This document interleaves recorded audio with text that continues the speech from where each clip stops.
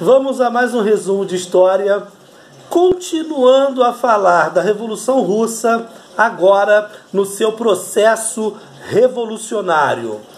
O desgaste do regime czarista, ele se acentuou com a entrada da Rússia na Primeira Guerra Mundial, ao lado da Tríplice Entente.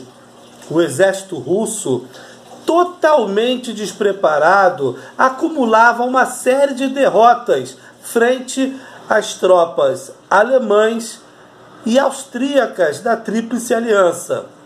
A Rússia, no final de 1915, já contava com 4 milhões de soldados mortos. Faltavam armas e munições nas frentes de batalha. A guerra, ela gerou uma total desorganização da produção agrícola e industrial do Império, provocando fome e desemprego, resultando na eclosão de greves e manifestações pelo país.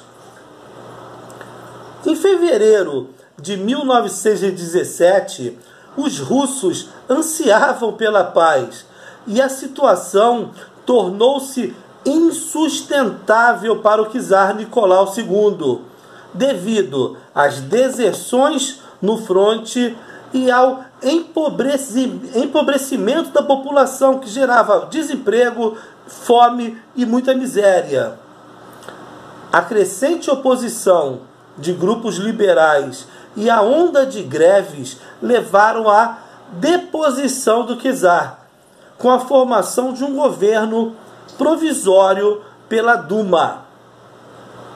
O governo provisório pretendia manter a Rússia na greve, honrando os acordos com a Tríplice Entente, e convocar uma Assembleia Constituinte que iria elaborar uma nova Constituição para a Rússia. Enquanto isso, em São Petersburgo surgiu uma outra instituição formada por soldados e operários que elegeram Leon Trotsky para liderá-los. Surgiu um outro poder político, o Soviete de Petrogrado. A Rússia mergulhou em um verdadeiro caos político, com a Duma de um lado tentando adotar uma política liberal e o Soviete de Petrogrado de outro lado radicalizando o processo revolucionário. Levantes populares se multiplicavam, com operários reivindicando melhores condições de vida e de trabalho, com camponeses exigindo terras e soldados pelo fim da participação russa na Primeira Guerra Mundial. O governo provisório de Alexander Kerensky não conseguia atender às reivindicações populares. O exército russo sofria derrotas no campo de batalha. Os sovietes se multiplicavam nas cidades e as rebeliões se ampliavam no campo.